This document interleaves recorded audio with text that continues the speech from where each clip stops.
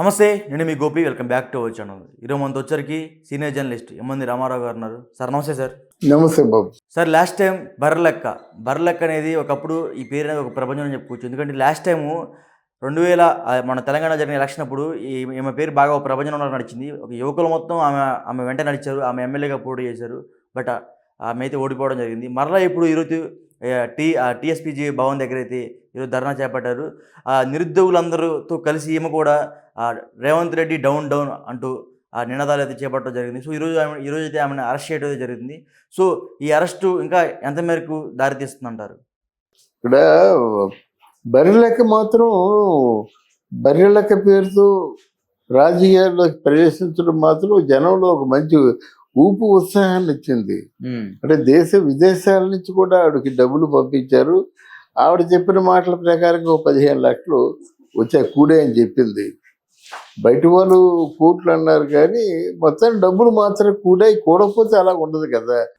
ఈ మధ్య కాలంలో పెళ్లి కూడా చేసుకుంది. అయితే ఇక్కడ బర్రెలెక్క నడిపిస్తుంది రాజకీయ వర్గాల వారు నడిపిస్తున్నారు. అంటే ఈరోజు రాజకీయాలు ఎలా ఉన్నాయంటే 10 మందిని వెంట పెట్టుకొని గట్టిగా తిట్టినట్టయితే ఇప్పుడు కనుక కొంతమంది మనుషులు ఉంటారు అన్నమాట. ఈ ఉద్యమాల్లో ఆడవాళ్ళు సక్సెస్ అవ్వడానికి కారణం ఏంటంటే ఉద్యమాల్లో ముందుకెళ్తూ ఏదో ఇప్పుడు జాబ్ క్యాలెండర్ గురించి మాట్లాడుతుంది అనుకోండి, ఎవడో వస్తాడు వచ్చి కొడితే ఏడుస్తూ ఆవిడ అభిప్రాయం చెప్తుంది. అది స్ప్రెడ్ అయిపోద్ది. ఇలా నేను కేవలం ఒక యువత కోసం, నిరుద్యోగుల కోసం, అంటే బాధపడుతున్న తల్లుల కోసం, తండ్రుల కోసం నేను ఉద్యమం చేస్తే నన్ను చావు కొడతారా, నాకు చావు మీద భయం ఉంది, నేనేమైనా మీరే కారణం, మొదట వచ్చేస్తుంది కంప్లైంట్. తర్వాత ఏంటంటే బేరాలు వస్తాయి అన్నమాట. నీకు ఎందుకమ్మాయి అనవసరం కూర్చోవచ్చు కదా, మాకు అవసరం వస్తే నేను పిలుస్తాం కానీ తీసుకొని ఊరుకో అంటారన్నమాట. మూడోది ఏంటంటే కొంచెం రాటుకి ఆటుపోట్లకి కనుక ఆవిడ కొంచెం ఎదుర్కొన్నట్టయితే ఆవిడని కన్సిడర్ చేస్తారు. తర్వాత సపోజ్ జైల్లో పెట్టారనుకోండి, ఒక 2-3 డేస్లో పంపించేస్తారు. ఆ అనుభవం కూడా ఉండి నాకు ప్రాణం పోయినప్పుడు కూడా నేను పట్టిన పట్టు వదలను అని గట్టిగా తెగించి మాట్లాడేటువంటి ధైర్యం ఉంటే బర్రెలెక్క డెఫినెట్గా ఫ్యూచర్లో మంచి రాజకీయ నాయకురాలు అవుతుంది. అందులో సందేహం లేదు. అది ఎందుకంటే ఎప్పుడైతే అసలు నిజంగా ఆవిడ బర్రెలు ఎప్పుడో కాస్తుంది కానీ ఇప్పుడు ప్రస్తుతం బర్రెలే కాచి ఏదో పొట్ట పోసుకోవడం లేదు. వాళ్ళ అమ్మకి ఏదో చిన్న టిఫిన్ కొట్టి ఉంది, వాళ్ళ నాన్న వదిలేశాడు.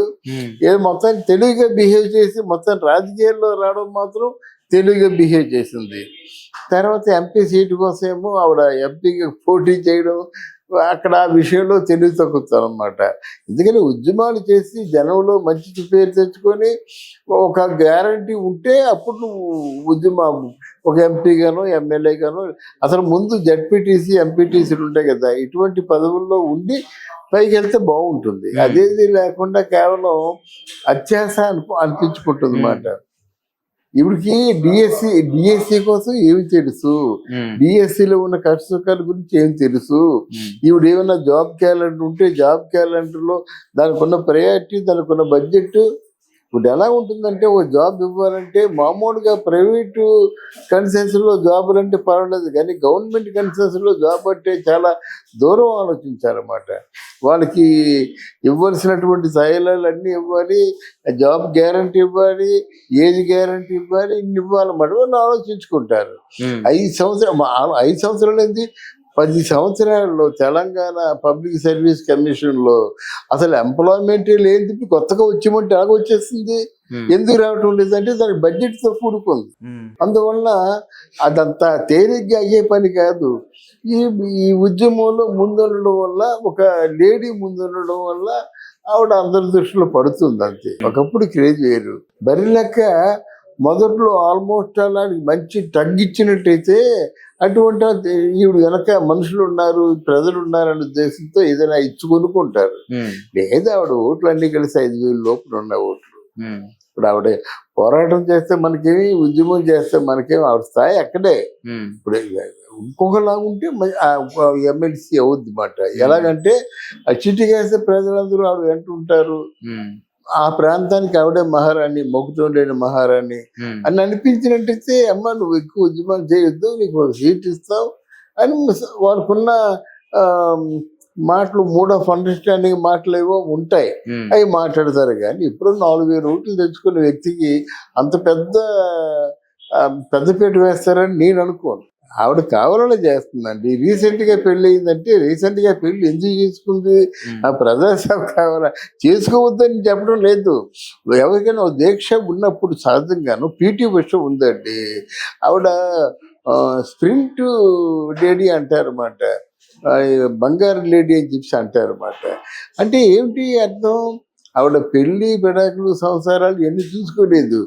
3 గోల్డ్ మెడల్స్ దక్కినంత వరకు కూడా ఎలా ఉండేదంటే ఆ చూస్తే భయం వేస్తుందన్నమాట. ఎప్పుడైతే 3 గోల్డ్ మెడల్ వచ్చాయో ఎక్కడ లేని అందం కనిపించింది ఆవిడలో. తర్వాత ఇప్పుడు పెద్ద మంచి స్కూల్ పెట్టింది, ట్రైనింగ్ స్కూల్ పెట్టింది, బాగుంది. ఇప్పుడు సెటిల్ అయిపోయింది అన్నమాట. కొన్ని కోట్లు కురిసాయి ఆవిడ. 3 బంగారు మెడల్స్ దక్కిన తర్వాత కొన్ని కోట్లు కురిసాయన్నమాట. రాజకీయాల్లో కూడా ఆవిడని ఉపయోగించుకుంటారు. నన్ను ఉపయోగించుకుంటూ కానీ నేను రాజకీయం చేయనని చెప్పింది పీటీ ఉష. అలాగే ఏదైనా కొంచెం లక్ష్యంతో నువ్వు ప్రజల్లోకి వెళ్ళి ప్రజల మధ్య నుండి ప్రజలు నీవనుకుండేలా చేసుకుంటే బాగుంటుంది. ఒక దీక్షతో ఉంది అమ్మాయి, పెళ్లి పెటాకులు పిల్లలు ఎవరు లేరు, తన స్వార్థం కోసం తను పాట పాడడం లేదని అనుకుంటారు. అనుకోవడానికి ఒక అవకాశం కావాలి కదా. ఇప్పుడు పవన్ కళ్యాణ్ మీద ఉన్నటువంటి సింపతి అంతా 14 సంవత్సరాలు బట్టి ఆ పార్టీని నడిపిస్తున్నాడు. ఆయన ఆస్తులన్నీ అందేసుకున్నాడు, దొరికిన చోటల్లో అప్పు చేసేస్తున్నాడు అని ఈ సింపతి కదా ఆయన అంతవరకు తీసుకెళ్ళింది. అలాగా ఒక త్యాగనిరతి లేకుండా నాయకుడు కాలేడు, నాయకి కాలేదు.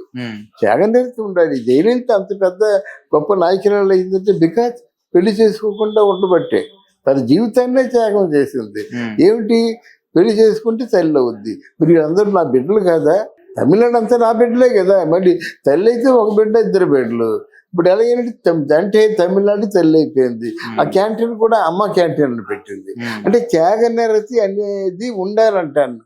నాయకత్వం వహించినప్పుడు నువ్వు నీ జీవితంలో ఏం త్యాగం చేసావో చెప్పు, అప్పుడు నేను నాయకుగా నేను ఎంపీ చేసుకుంటాను. దీని వెనక రాజకీయ కొట్టు ఉంటుందండి ఆల్మోస్ట్ ఆడు. ఇప్పుడు ఎందుకంటే బీఆర్ఎస్ పార్టీ ఖాళీ అయిపోతుంది. ఏదో ఉద్యమాలు లేదీయాలి.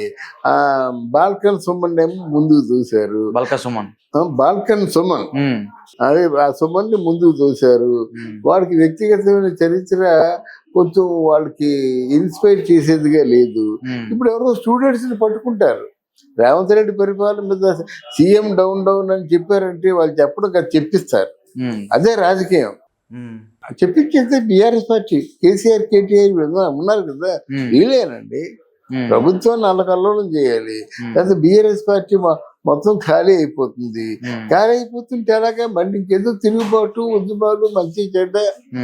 ఇప్పుడు వాళ్ళు 10 సంవత్సరాలు ఉన్నప్పుడు కూడా తెలంగాణ పబ్లిక్ సర్వీస్ కమిషన్ తాలూకు ఉద్యోగాల్లో ఏ ఉద్యోగాలు వేయలేదు కదా. వాళ్ళు వేయలేదు, నువ్వు వేయలేదు ఏమిటని అడుగుతున్నారు అన్నమాట. ఓ 4 రోజులు టైం ఇస్తారట, లేకపోతే సీఎంగా దింపేస్తారట.